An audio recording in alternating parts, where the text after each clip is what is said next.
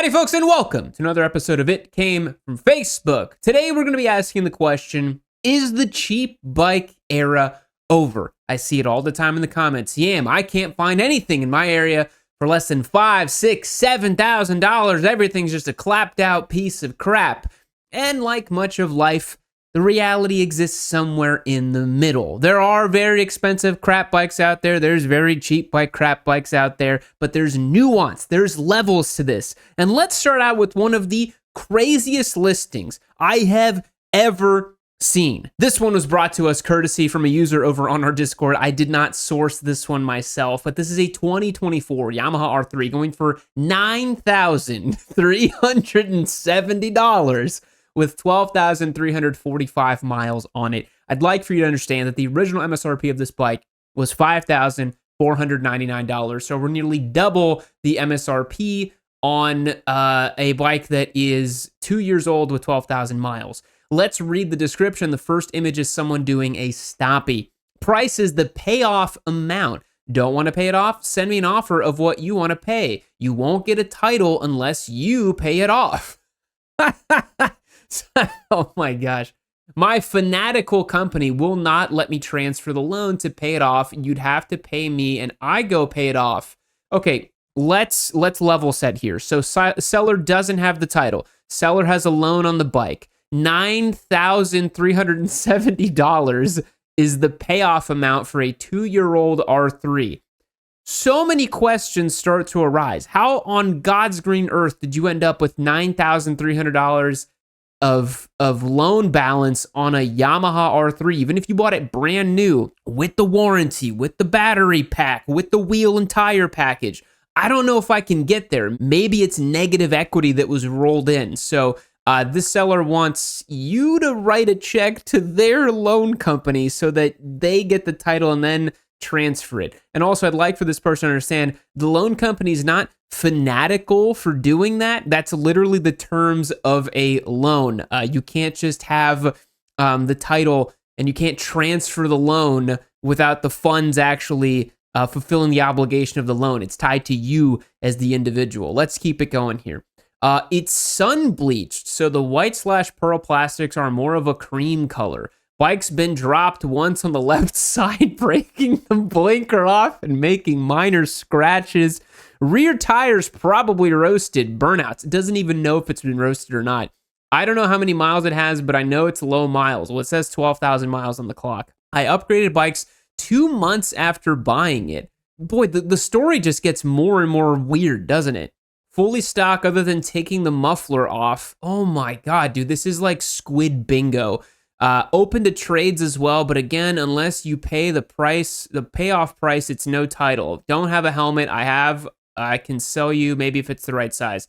Holy crap. So this is truly one of the most horrendous situations and listings I've ever seen. So the first image is a young man doing a stoppie on the motorcycle. But one thing I noticed is on this next photo, I think it's his friend back here with the black shirt who's a little bit darker skin tone than he is, who then is riding the bike and doing a stoppie as well.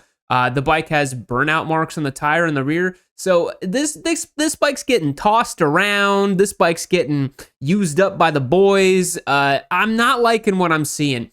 And then this third picture really confirms to me two crucial elements. Number one, fuzzy helmet cover. This tells you everything you need to know about this seller. Not a good person. And then we have the TikTok handle. It says, I think something Moto Bluey Entertainment. I think Moto Bluey Entertainment. If you guys have a TikTok account, you want to go look that up and see the debauchery this poor motorcycle has been subjected to, you go ahead and do that. But the Discord user that submitted this to me went a little bit further, and they actually started a chat with them because they were so intrigued. It's a genuine question. How did you get a $5,500 bike to be $9,300? Seller said has gap insurance and 4-year extension on the warranty and was financed off 0 credit, so APR isn't the average 6%. How much was the APR, if you don't mind me asking? Not sure the exact number, around 10 to 14. It was a S dealership abusing someone that's young, doesn't understand the paperwork, and doesn't have credit history. Oh my God. What a catastrophe. I shouldn't have to tell you this, right? That this is a listing you need to run far, far, far away from. I love that the profile image is someone doing a little tiny crappy wheelie too. Gap insurance and a 4-year extension on the warranty doesn't get you to $9,300. There's no way. And also, why would you do a 4-year extension on the warranty on a Japanese beginner bike? Those things are bulletproof. They will run for 5, 7, 9 years, no questions asked, with basic maintenance. You absolutely do not need to extend the warranty on a vehicle that's only $5,000 something. It's not even that expensive. And to not even know your interest rate on a loan that's that high, that's just a financial catastrophe. But yeah, this is such a bad idea, dude. Moving forward, the Discord server gentleman who found this one for me also saw that this was his next motorcycle that he got, and I guess he upgraded to several photos of a ZX4 with a giant heinous winglet package on it. It's just mistake after mistake after mistake. This bike is probably also financed. I don't know how he keeps getting financing with 0 credit and already a loan balance out on another motorcycle. It really makes you wonder, who are we financing these bikes to? So yeah, if you see, like, here's the thing. I hear a lot online, yeah, you got these $9,000 beginner bikes. This is the problem. It's somebody's god-awful financing deal. The bike is not actually worth anywhere near $9,000. I mean, you can buy a brand new R3 for $5,400, right? There's no world in which a used R3 is going to be worth more than MSRP. I mean, this bike's been dropped and abused. This R3 is probably worth like $3,600, $3,200, something like that. And the plastics are bleached, which sucks. It's been abused. Yeah, it's just kind of sad, So yeah, it's sometimes you get these expensive beginner bikes, but I don't think that really tells you the whole story. And you guys drop me a comment down below of the truly heinous financial pickle that this gentleman finds himself in. But let's move on to greener pastures. Right, so other end of the spectrum here, a 2023 Husqvarna Vitpilen 401 going for $2,900. Great price. Fella says, I got married and stopped riding my bike, so it's time to sell. Well, I don't like that story. That's a bit sad. 3,600 miles on it, so that's nothing. In great shape. Installed a Fuel X light to improve throttle response and mileage. I've done a tail tidy on the rear, but the new license plate holder works just fine. You'll need to get new plates and update registration. I have a clean title. I own it outright. Beautiful. Willing to throw in some sweet extras like a turtle airbag vest. Well, that's nice. Brake-free gyro brake light and a Cardo Edge. I'll take cash or Venmo in person. No exceptions whatsoever. The original price on this bike was $5,649. So quite the depreciation hit on the Husqvarna Vitpilen. One of the main reasons is that I think it was last year or the year prior, KTM basically had a fire sale on these. As you guys know, KTM and Husqvarna are jointly owned by the Pierre Mobility Group. They had some recent financial troubles. And towards the end of the year, I think it was last year or the year prior, they basically fire saled all the Vitpilens. I remember seeing at our local dealership here, you could get Vitpilens or Svartpilens for like 60% of their MSRP out the door. I mean, it was crazy. You could really get them for very, very good deals. And these are cool looking little bikes, and they're relatively robust. The 401 features the KTM 390 motor in it. It's a great little engine. They made a lot of changes to it over the years to make it more reliable. The Vitpilen is kind of the one that's a little more cafe racer-like. It's a really cool looking bike. It's an interesting looking little motorcycle. And the one thing about this listing that gets me a little concerned is there's no close-up photos of it, really. Everything's kind of like in this poorly lit garage/carport thing. I really would have liked to have seen this motorcycle out in the sun and a little bit better photos so I could see what's going on with it. But at 3,600 miles for $2,900, I mean, this is a fantastic beginner bike for someone who wants to get started. We're not talking about some dumpy, crappy old 250. We're not talking about some holdover Royal Enfield, some CF Moto. This is a reputable brand, reputable thing for not a whole lot of money, and something that you can absolutely use for a year, maybe 2, really understand how to ride a motorcycle and then move on to your next one. So this is, I want to show you like a perfect example of something that is a great buy for the beginner, and these deals do exist. I have somehow found out that I'm very privileged here in Texas, that bikes are not that expensive in my local area.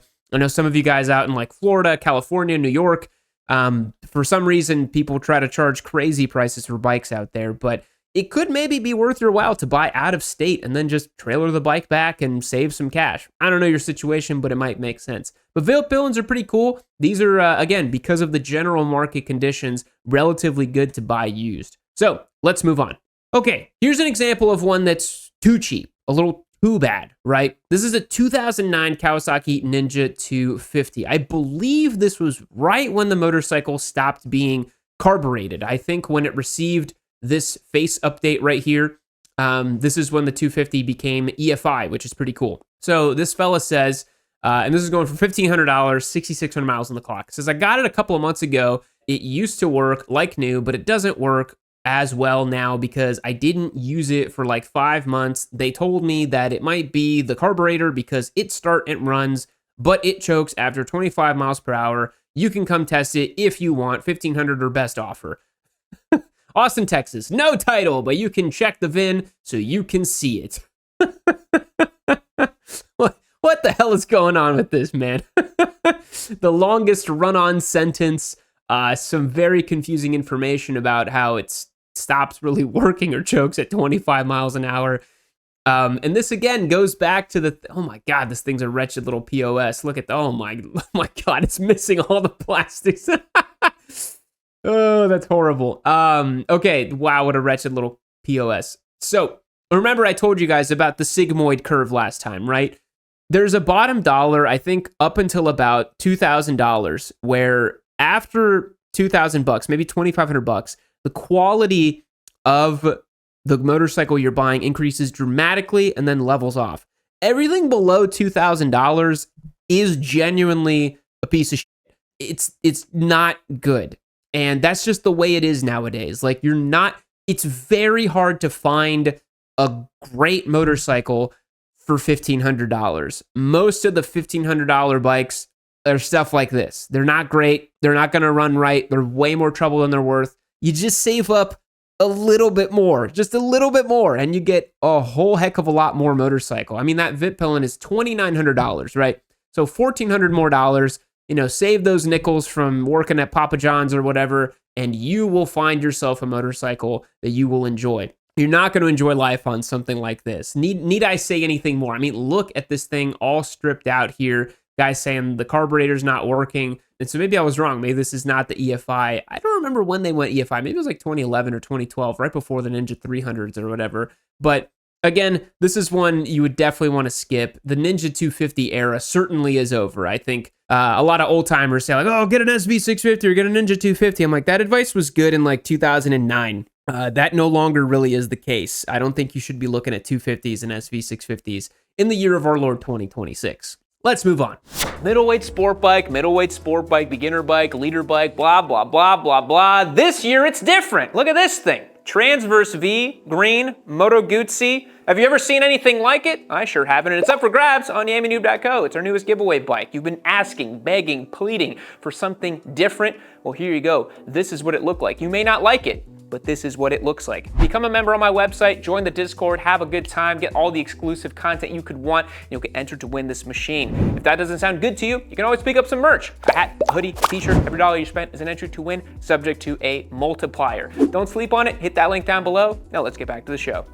All right, this one I thought was a screaming good deal. Screaming good deal. 2022 Honda Rebel 300 ABS for $3,500. This seller says it's got 700 miles on it. No dents, never been dropped. First service done at the dealership. Have an oil change kit for it as well that I would provide. This is it, boys. Like, I know a lot of you out there go for stuff like this, the Rebel 300s, the 500s, low seat height, very approachable. These are really great for first-time female riders because they're so low and simple and easy to operate. Honda literally designs these to be very, very simple to operate so that anybody could jump on this thing and ride. And $3,500, dude, for basically a brand new Honda, that's great. I mean, MSRP originally for this was $4,999, so right around $5,000, $1,500 off the MSRP is really great for a bike that is basically brand new. I talked about this in the Royal Enfield video where this kind of bike in this condition is exactly how we give away our motorcycles here on YamiNoob, because I'll do the videos with them for like 5 to 700 miles. I really don't put much mileage on the giveaway bikes because I want people to have something nice and new and fresh. And this is exactly in the condition we give our bikes away. And if I feel comfortable giving them away for that kind of mileage, you should feel very comfortable buying something like that because it's a Honda, it's a single cylinder, it only has 700 miles on the clock. Very little can go wrong with a motorcycle like this. And I think that if you're in market for a Rebel, these are actually really good buys right now because the 300s, people just go and buy them new all the time, but you really don't need to buy them new. They haven't changed very much in the last 5-7 years. The 300s have been the same for a very long time. And so I think this is a great pickup right here. This is the type of bike that I want to see you guys going for. Find something like this. Again, it's a teensy bit more money, but it's well worth the effort. This is going to be a bike that will run forever. This will have no problems. You can buy this, run it for 2 years, completely worry-free, turn around and sell it for $3,200, $3,100, and incur very little loss. I saw in the CF Moto video that a lot of people said, oh, if you buy a bike and you're thinking about resale value, you've already lost. You're always just assume you're going to lose a bunch of money on it. And I want you guys to understand that I know that there's a lot of very cost-conscious people out there. And you don't have to lose a bunch of money on your motorcycle. In fact, I think it is very possible you buy a bike and then you just spend money on the consumables over the year or two that you own it, and then you turn around and sell it for pretty much what you paid for. And there's a difference between expecting to lose a little bit of money and lighting thousands of dollars on fire. You don't have to do that. And I think that the Yamanube audience is savvy enough to do that. Let's put it that way. Let's not nuke our money in 2026. Moving on.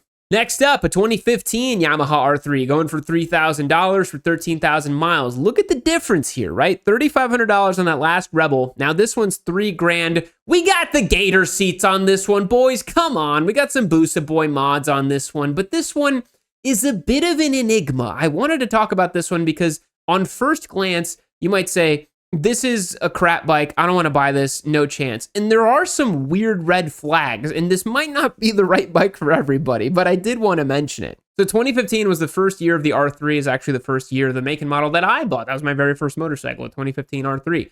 So seller says $3,000. I can trade it for a horse trailer. It works perfect. No test driving. Original MSRP back in the day was $4,990. This one has 13,000 miles and the Gator skin seats.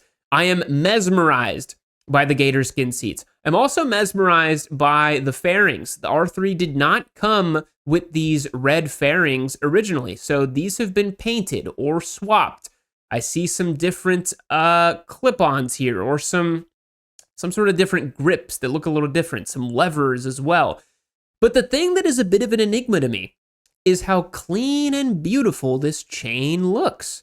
Typically, on a gator-skinned crap bike that someone wants to trade for a horse trailer, typically you would not really have such a clean chain and such a clean engine and a bike that's in relatively good condition, although it has some strange mods, like the gator skin seats. It's not that bad. I think if you're trying to pick up a project bike to turn into a track bike, something like this actually might be pretty good because it just has weird cosmetic stuff, but the rest of it looks pretty decent. I think it's odd that this person wants to trade it for a horse trailer, and it just seems to be, on the side of a trailer here on a double wide or something, but, not the worst thing in the world, right? It could do a whole lot worse. So sometimes you find these kind of enigma beginner bikes where you're like, maybe, maybe not. I personally wouldn't take the risk. You'd want to find a bike that maybe came from a more reputable, good home than this one. But who knows? Maybe this one will charm you with its gator seat. Something to think about. Moving on. All right, this next one I thought was fascinating. A 2016 Suzuki GW250 going for $3,000. This is a strange little bird.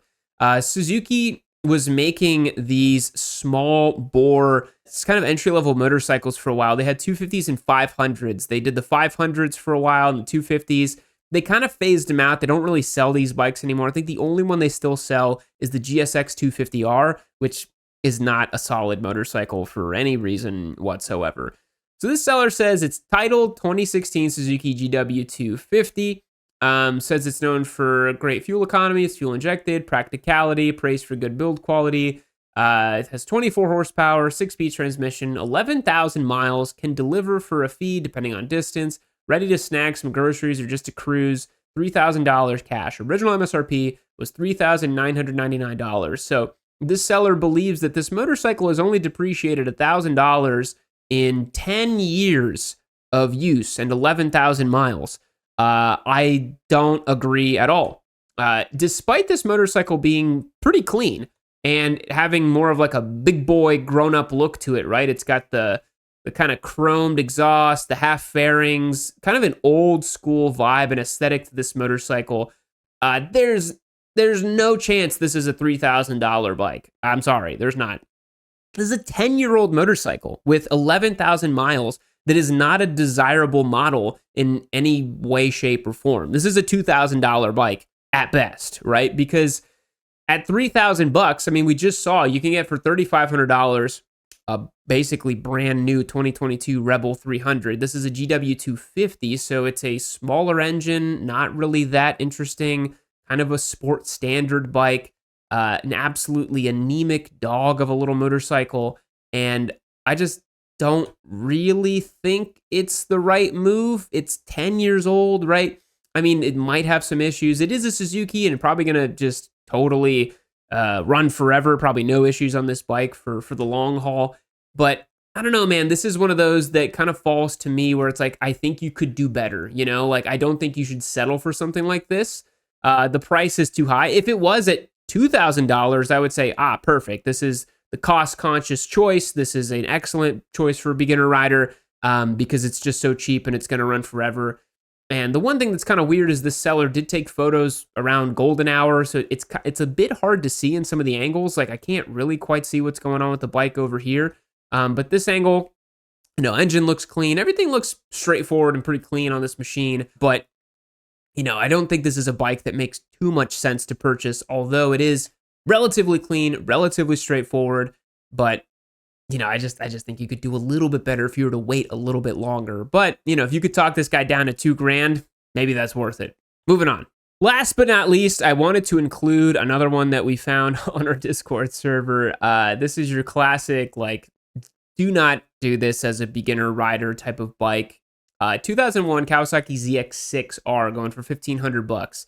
Oh, the old $1,500 piss missile 600 from Facebook Marketplace. This is such a terrible idea to buy, even more so as a beginner, but let's talk it through a little bit. So seller says, 01 ZX-6R, not really sure what's wrong with it. Started to misfire about a month ago, and now it won't start. I've had it since March, and it did great for a while, but started to give me a few issues months ago, and I don't have time to keep up with it. There are cosmetic issues in the last photo. Clean title in hand, that's shocking. Below is a list of things I've done. He's got a lowering kit, new brake and clutch levers, gas cap, blah, blah, blah. Still have sprockets.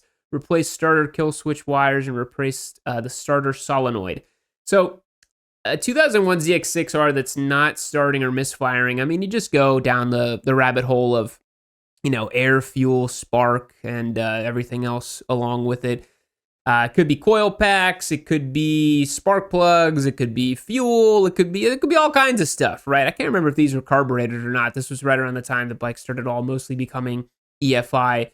But I mean, this is a total basket case of a bike, right? And very, very tastelessly modified. We have red rear sets, red chain, red graphics. I think this says Reaper on it, Kawasaki, the thing. I'm like, it just looks awful. I love the.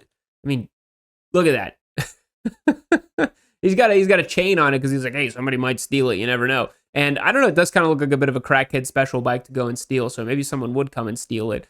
But yeah, this is a super classic example of the clapped out Marketplace 600 that no beginner should buy. I know some of you out there say, yeah, I can start on a 600. I think it's a great idea for me. This is often the 600 you guys are talking about starting on, and I think that's such a terrible idea.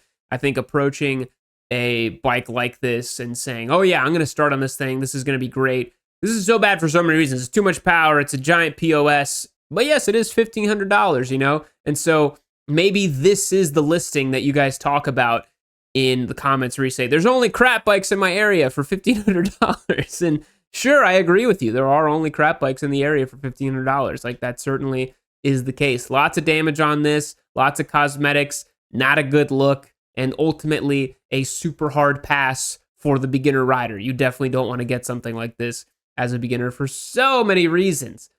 The wheels are halfway colored, I think, as well, too. That is just, oh, that is a sad, sad thing. Someone looks like they popped this off and like painted it for some reason. It's like, why? Why did you do that? It's so lame.